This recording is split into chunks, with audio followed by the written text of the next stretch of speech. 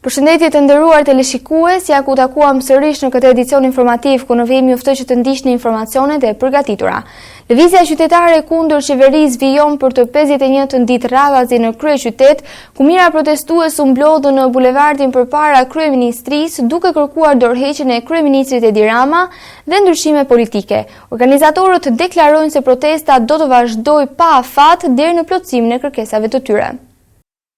Rezistenca qytetare ka hyrë në ditën e 51 të saj, duke shënuar një nga protestat më të gjata të zhvilluara në 3 dekadat e pluralizmit në Shqipëri. Çdo mbrëmje qytetarët nga Tirana dhe qytete të ndryshme të vendit mblidhen në qendër të kryeqytetit ku shprehen pakënaqësitë e tyre ndaj qeverisë dhe kërkojnë ndryshim politik. Kërkesa kryesore e protestuesve mbetet në pandryshuara, largimi i qeverisë dhe dorëheqja e kryeministrit Edi Rama. Edhe në ditën e 51 të protestës, mijëra qytetarë u bashkuan tubimit. Protesta nisi me grumbullimin e pjesëmarrësve në sheshin Skënderbej, nga ku më pas marshuan drejt kryeministrisë. Përpara godinës së qeverisë u mbajtën fjalime nga organizatorë dhe aktivistë, të cilët përsëritën akuzat në majorancës dhe kërkesën për ndryshim të menjëhershëm politik. Pas përfundimit të fjalimeve, marshimi vijoi në disa prej akseve kryesore të Tiranës, ndërsa protestuesit shoqëruan lëvizjet me thirrje dhe sloganet kundër qeverisë dhe klasës politike. Gjatë tubimit u dëgjuan dhe thirrje për hetimin dhe përgjegjësinë ndaj zyrtarëve të lartë të qeverisë, ndërsa disa prej mesazheve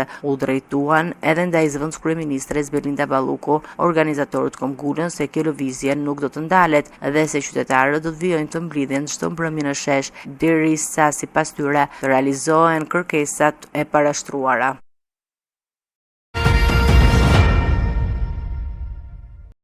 Pas 2 javësh mungesë, deputetët demokratë u rikthyen në sallën e Kuvendit duke përsëritur akuzat ndaj mazhorancës për mosmarrje parasysh të kërkesave të opozitës dhe rekomandimeve europiane. Seanca u shoqërua me debate të forta për ligjet e integrimit, reformën territoriale dhe numërimin e bashkive në hartën e re administrative.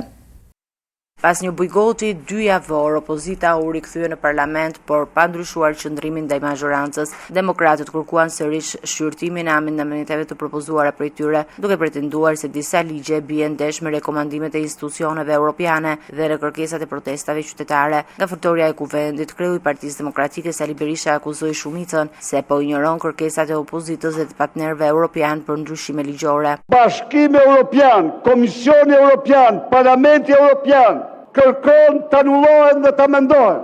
Protesta me fuqishme pas viteve 90 rinore qytetare kërkon të anullohet. Debatet mes palëve u përshkazuan gjatë diskutimeve për rendjen e ditës, ku mazhoranca vendosi të shqyrtimin e projekt ligjit për shoqëritë europiane për seancën e ardhshme plenare. Do mbetesh në historinë e këtij vendi si vasali më i shpifur i Edi Ramës, si armik i egër i kushtetutës dhe të drejtave kushtetuese të deputetëve, si armik i egër i procesit të integrimit të Shqipërisë. Vendimi sodhi replika të forta nga opozita, ndërsa drejtuesi i seancës kërkoi ruajtjen e etikës parlamentare dhe shmangjen e gjuhës fyese. Mos të kaloni etikën parlamentare, mos përdorni epitete, do t'ju ndërpres sa herë që ju të shkelni rregulloren dhe madje do të marrë edhe masat sipas rregullores për të gjithë deputetët që abuzojnë me fjalën dhe na sjellin këtu një prua fjalësh që nuk na takon ne. Shumë faleminderit. Përplasjet vijuan edhe gjatë diskutimit për reformën territoriale. Demokratët akuzuan socialistët se janë tërhequr nga procesi dhe se po përgatisin një hartë të re administrative pa konsensus me opozitën dhe pa ekspertizën e institucioneve ndërkombëtare. Berisha pretendoi se projekti i mazhorancës synon uljen e numrit të bashkive nga 61, që janë aktualisht, duke përmendur disa zona që sipas tij rrezikojnë të preken nga ndryshimet. Një shpjegim vote kundër nga zoti Gazmend Bardhi. Ju flisin emrin tuaj, zotri. Kush e ka kërkuar shpjegimin e votës kundër? Zoti Berisha. 2 minuta shpjegim vote kundër, zoti Berisha. Do mbetesh në historinë e këtij vendi si vasali më i shpifur i Edi Ramës, si armik i egër i kushtetutës dhe të drejtave kushtetuese të deputetëve. Nga ana tjetër, mazhoranca hodhi poshtë këto pretendime. Kreu i grupit parlamentar socialist Auland Valla deklaroi se në seancën e ardhshme nuk do të ketë votim për reformën, por vetëm raportime mbi procesin, i cili do të vijojë me konsultime. Në datë 23 nuk do të ketë një votim, sepse nuk mund të ketë një votim. Do të ketë e para një raportim, mbi bazën e atij raportit, pastaj ka një proces i cili i përfshin komunitetet, Procesi involvon Komisionin e Çështjeve Ligjore më pas, pasi të ke kaluar 60 ditë që detyron ligji për konsultën nga komisionet, në shtator do të kemi përsëri kohë për diskutuar. Pavarësisht qëndrimeve të kundërta, demokratët këmbgulin se nuk do të mbështesin asnjë hartë të re territoriale pa një vlerësim nga Kongresi i Autoriteteve Rajonale dhe Këshilli i Evropës, ndërkohë mazhoranca kërkon vimin e procedurave sipas afateve të përcaktuara. Në ditën e 51 të rezistencës qytetare, protestuesit zhvendosën tubimin përpara parlamentit ku zhvilloi seanca e parafundit parlamentare. Përballë temperaturave të larta, ata tentuan tu dorëzonin deputetëve simbole proteste, por një perimetër i gjerë sigurie nga policia e Tiranës pengoi afrimin e tyre në godinën e kuvendit. Pavarësisht vapës së fortë, protesta qytetare vijoi edhe në ditën e 51, këtë herë përpara parlamentit, në një kohë kur deputetët zhvillonin seancën e parafundit të sesionit parlamentar. Dhjetra protestues u mblodhen rreth 2 orë para nisjes së seancës pranë godinës së kryeqytetit, duke tentuar të përcjellnin deputetëve një mesazh simbolik. Ata kishin përgatitur një kravatë dhe një vezë të personalizuar me emrat e 140 ligjvënësve, ndërsa marshimi i tyre drejt parlamentit shoqëroi dhe me tinguj këmborësh. Por aksioni planifikuar nga protestuesit nuk u realizua tërësisht. Policia e Tiranës ishte marrë masa të shtuara sigurie duke krijuar një perimetër të gjerë rreth godinës së kuvendit, çka bëri të pamundur afrimin e qytetarëve me deputetët. Forcat e rendit orientuan protestuesit drejt pjesës ansore të parlamentit dhe më pas ata u zhvendosën në zonën e pedonales, ndërsa deputetët vijuan hyrje në godinë nga rruga alternative përfshirë hyrjen pranë Akademisë së Shkencave. Në pamundësi për të realizuar përballjen e drejt për drejt me ligjvënësit, protestuesit bllokuan për disa momente rrugën George Bush, duke vijuar thirrjet dhe mesazhen kundër qeverisë. Gjatë kohës që deputetët hynin në kuvend, protestuesit hollën vezë në drejtim të automjeteve që futeshin në ambientin e parlamentit, pa qenë qartë nëse brenda tyre ndodheshin apo jo deputet. Tubimi vijoi më pas me thirrjen e protestuesve për tërhiqjen e qeverisë, ndërsa organizatorët kanë deklaruar se rezistenca qytetare do të vazhdojë edhe në ditët në vijim. Kryeministri Edi Rama ka reaguar përmes një video mesazhi në rrjetet sociale lidhur me debatet për mjedisin, duke theksuar se Shqipëria kryeson Ballkanin Perëndimor në indeksin e performancës mjedisore 2026. Sipas tij, vendi rënditet i 46 në botë dhe ka shënuar përparimin më të madh në rajon gjatë dekadës së fundit. Rama u nda letët e protestat mjedisore, të cilat i cilësoi si tregues të ndërgjegjësimit të shoqërisë shqiptare. Kryeministri Edi Rama ka komentuar zhvillimet e fundit që lidhen me çështjet mjedisore, duke vlerësuar rezultatet e Shqipërisë në Environmental Performance Index 2026. Përmes një video mesazhi të publikuar në rrjetet sociale, kreu i qeverisë tha se Shqipëria është rënditur e para mes vendeve të Ballkanit Perëndimor dhe 46 në nivel global, mes 177 shteteve të vlerësuara. Sipas tij, vendimi ka regjistruar gjithashtu progresin më të madh në rajon gjatë 10 viteve të fundit. Realiteti flet. Environmental Performance Index 2026, indeksi më prestigjos global për performancën mjedisore, sapo e ka renditur Shqipërinë të parën në Ballkanin Perëndimor, të 46 nga 177 vende në botë, me progresin më të madh në rajon gjatë 10 viteve të fundit. Ndërsa, për zbutjen e ndryshimeve klimatike, Shqipëria renditet e 21-ta në botë. Kryeministri u ndal edhe te protestat e organizuara së fundmi për mbrojtjen e mjedisit, duke deklaruar se ato përfaqësojnë një shenjë të emancipimit të shoqërisë shqiptare. Madje kemi arritur deri aty sa të zhvillojmë protesta të mëdha për mjedisin. Dhe kjo pavarësisht çdo egzagerimi, manipulimi apo instrumentalizimi politik që ju bashngjit atyre protestave është në vetvete një arritje e madhe e shoqërisë. Sepse prania e aq shumë njerëzve që shqetësohen për flamingot, për lagunat, për pyjet apo për biodiversitetin, tregon se bashkë me Shqipërinë që ka ndryshuar edhe shoqëria shqiptare ka ndryshuar. Kjo është fitore qytetërimi. Megjithatë, Rama shtoi se protestat janë shoqëruar dhe me egzagjerime, manipulime dhe përpjekje për instrumentalizimin politik, por theksoi se kjo nuk e zber rëndësinë e pjesëmarrjes qytetare në debate që lidhen me mbrojtjen e mjedisit.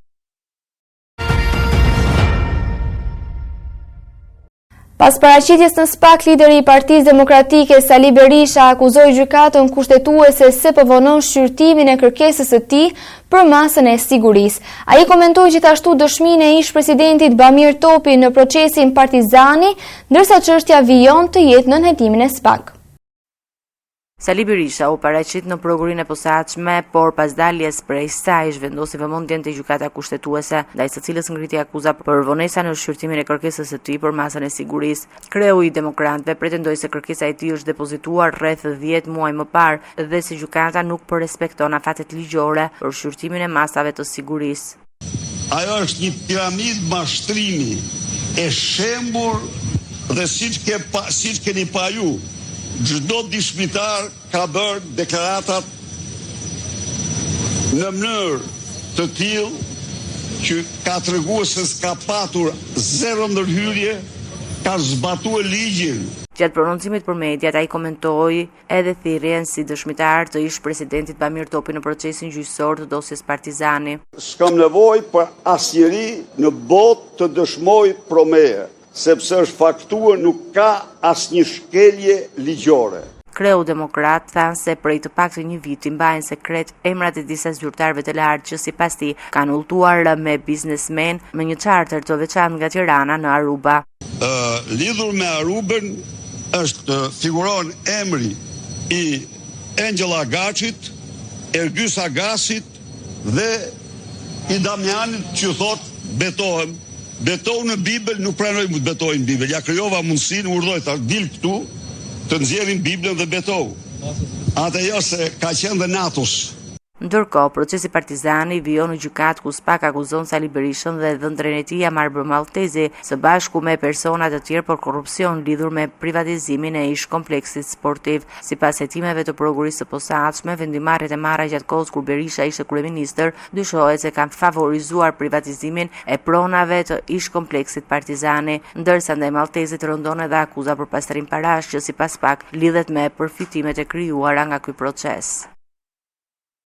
Ish-presidenti Bamir Topi ka dëshmuar në procesin gjyqësor për dosjen Partizani, ku deklaroi se gjatë ushtrimit të detyrës nuk ka qenë objekt i asnjë presioni apo ndikimi të lidhur me privatizimin e ish kompleksit sportiv. Ai mohoi çdo ndërhyrje nga Sali Berisha, Amar Maltezi apo persona të tjerë të përfshirë në çështje. Topi u paraqit si dëshmitar në kuadër të hetimeve të SPAK. Procesi gjyqësor për dosjen e njohur si Partizani vijoi me dëshminë e ish-presidentit të Republikës Bamir Topi, i cili u paraqit në gjykatën e posaçme për të dhënë sqarime mbi veprimet institucionale të ndërmarra gjatë kohës kur ushtronte detyrën. Pas përfundimit të seancës, Topi deklaroi për mediat se gjatë mandatit të tij nuk ka qenë subjekt i asnjë presioni apo ndikimi në lidhje me procedurat që lidhen me privatizimin e ish kompleksit Partizani. Kjo pronë e ushtrisë ka kaluar me planin e përhapjes qysh në gushtin e vitit 2007. Pra në atë kohë, kjo pronë nuk ishte më pronë e ushtrisë, por administrohesh nga strukturat administrative shtetërore dhe ishte futur në linjën e privatizimit. Plani i përhapjes në kuadrin e reformave kishte 3 dimensione. Dimensioni i parë ishte dimension politik. Pra e kishte qeveria, e kishte Ministria e Mbrojtjes për ta futur, për ta integruar me reformat e kërkuara. E dyta ishte ekspertizë, që ishte shtabit përgjithshëm. Dhe këta vinin në një procedurë zyrtare, vinin tek presidenti për të marrë aktin juridik të firmosjes. Pra presidenti asnjëherë, sipas ligjit kushtetutës, nuk është marrë me përgatitjen. Sipas dosjes së prokurisë së posaçme, emri Bamir Topit përmendet në lidhje me procedurat e zhvilluara gjatë viteve 2007-2012 për nxjerrjen e territorit të ish-klubit sportiv Partizani dhe planit të përhapjes së forcave të armatosura, veprime që më pas i hapën rrugë procesit të privatizimit. Në këtë kuadër, ish-presidenti u thirr në cilësinë e dëshmitarit për të sqaruar rolin institucional dhe procedurat e ndjekura gjatë periudhës kur drejtonte presidencën. Procesi gjyqësor për dosjen Partizani me shqyrtimin e provave dhe dëgjimin e dëshmitarëve të tjerë.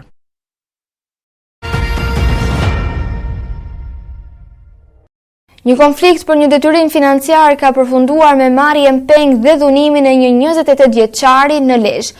Policia ka arrestuar 3 persona të dyshuar si autor të ngjarjes, ndërsa ndaj tyre rëndojnë akuzat për heqje të palishme të lirisë, vetgjyqësi dhe dhunë. Një 28 vjeçar ka rënë prej një sulmi të organizuar në Lezhë. U dyshohet se është marrë me forcë nga 3 persona dhe më pas është dhunuar. Ngjarja është zbardhur pas denoncimit të babait të riut, i cili u drejtua policisë pasi djali i tij ishte larguar me forcë nga disa persona. Pas marrjes së informacionit, shërbimet e policisë së Lezhës nisën veprimet hetimore duke bërë të mundur identifikimin dhe arrestimin e 3 të dyshuarve. Në pranë ranë 2 vëllezër dhe kushëriri i tyre, të cilët dyshohet se kanë organizuar dhe kryer sulmin. Sipas hetimeve paraprake, konflikti ka nisur për shkak të një pretendimi financiar. Të arrestuari dyshohet se e kanë marrë me forcë 28 vjeçarin në një pikë karburanti në fshatin Derven, pasi pretendonin se ai nuk kishte shlyer pagesën për 2 automjete të marra me qira në subjektin që administrohej prej tyre. Më pas, të dyshuarit e kanë transportuar të riun drejt një tjetër karburanti në zonën e Shonkollit, ku dyshohet se e kanë dhunuar fizikisht dhe më pas e kanë braktisur në rrugë. I dëmtuari është dërguar në Spitalin Rajonal të Lezhës, ku ka marrë trajtim mjekësor dhe më pas është larguar drejt banesës si jashtë rrezikut për jetën. Materialet hetimore janë dorëzuar prokurorisë së Lezhës, ndërsa 3 persona të arrestuar do të përballen me akuzat për heqje të palishme të lirisë, vetgjyqësi dhe dëmtime të tjera me dashje të kryera në bashkëpunim.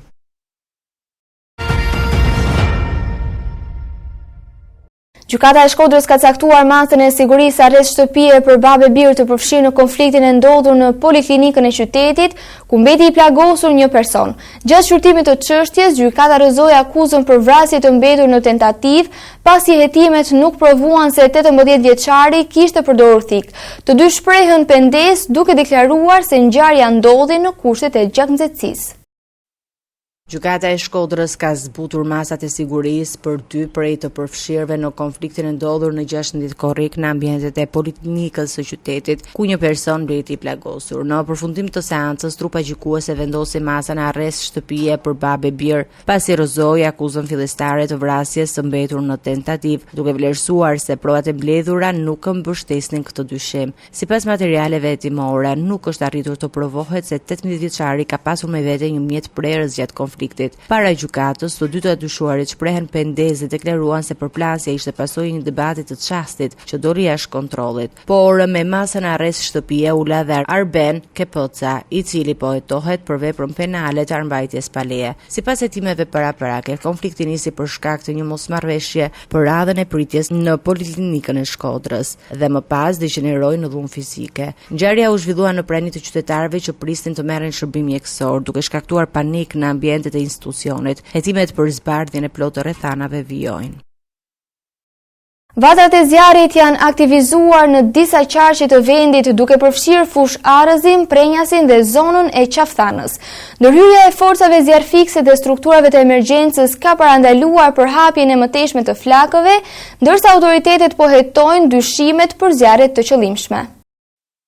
Temperaturat e larta dhe kushtet e thata kanë favorizuar shfaqjen e disa vatrave zjarri në zona të ndryshme të vendit, duke vënë alarm shërbimet zjarfikse dhe autoritetet lokale. Në territorin e bashkisë Prenjas, flakët u shfaqën në 2 zona, Rajc dhe Qukës. Ndërhyrja e ekipeve të emergjencës bëri të mundur izolimin e vatrave, ndërsa deri më tani nuk raportohet për dëme në banesa apo persona të lënduar. Pasojat janë kufizuar në sipërfaqe të prekura nga zjarri dhe dëme materiale. Një situatë problematike u regjistrua dhe në Qafthan, ku zjarri dyshohet se nisi pas djegjes së disa gomave. Flakët u përhapën me shpejtësi në zonën përreth, por ndërhyrja në kohë zjarfiksëve shmangu për shkallëzimin e situatës, ndërkohë autoritetet kanë nisur verifikimin për të identifikuar personat që mund të kenë qenë shkaktar të zjarrit. Një tjetër vatër aktive regjistruar në zonën e Iballës në Fusharës, ku zjarri përfshiu një masiv pyjor, u afrua pranë zonës së banuar të lagjes së Gere. Terreni i thyer malor e bëri të vështirë ndërhyrjen me mjetet zakonshme, duke detyruar banorët dhe punonjësit e shërbimit pyjor të angazhohen për disa orë në përpjekje për kufizimin e flakëve. Për shkak të përmasave të zjarrit dhe vështirësisë së terrenit, në operacion u përfshi dhe një helikopter i Ministrisë së Mbrojtjes, i cili ndihmoi në goditjen e vatrave të zjarrit nga ajri. Dyshimet paraprake janë se zjarri në zonën pyjore të Fusharizit mund të jetë shkaktuar qëllimisht, ndërsa hetimet vijojnë për të zbuluar përgjigjesit. Autoritetet u kanë bërë thirrje qytetarëve të tregojnë kujdes maksimal gjatë kësaj periudhe me temperaturat e larta, duke shmangur ndezjen e zjarreve në ambiente të hapura dhe duke njoftuar menjëherë shërbimet për çdo vatër të konstatuar.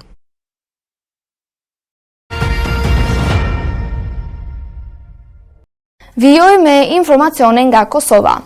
3 shtetas nga Kosova të cilët ishin raportuar të zhdukur prej 2 ditësh janë gjetur pa shenja jete në një automjet të përmbysur në afërsi të Bllacës në Maqedoninë e Veriut. Viktimat u konstatuan nga policia dhe shërbimi i urgjencës, ndërsa autoritetet po hetojnë rrethanat e aksidentit. Për ngjarjen ka reaguar edhe ushtruesja e detyrës së presidentes në Kosovë, Albulena Haxhiu. Një aksident tragjik në Maqedoninë e Veriut i ka marrë jetën 3 shtetasve nga Kosova, të cilët prej ditësh ishin raportuar të zhdukur nga familjarët e tyre. Ministria e Punëve të Brendshme e Maqedonisë së Veriut bëri të ditur se viktimat u gjetën brenda një automjeti tip Mercedes me targa gjermane, i cili është përmbysur në segmentin rrugor që lidh pikalimin kufitar të Bllacës me Shkupin. Sipas autoriteteve, automjeti ishte zbuluar mbrëmjen e 19 korrikut, ndërsa efektivët e policisë të mbërritur në vend ngjarje konstatuan se 3 persona që ndodheshin në mjet kishin humbur jetën. Më pas, mjeku i urgjencës konfirmoi zyrtarisht vdekjet e tyre. Mes viktimave ndodheshin edhe 2 gra. Familjarët kishin denoncuar zhdukjen e tyre pasi kishin humbur kontaktet një ditë më parë. Sipas të dhënave, komunikimi i fundit me ta ishte zhvilluar mbrëmjen e 18 korrikut, kur ndodheshin në aeroportin ndërkombëtar të Shkupit. Autoritetet maqedonase po vijojnë hetimet për të zbardhur rrethanat e aksidentit dhe për të përcaktuar shkaqet që çuan në daljen e automjetit nga rruga. Për ngjarjen reagoi dhe ushtruesja e detyrës së presidentes së Kosovës, Albulena Haxhiu, e cila shprehu ngushëllimet për familjet e viktimave dhe e cilësoi humbjen e 3 qytetarëve nga Vushtrria si një tragjedi e rëndë.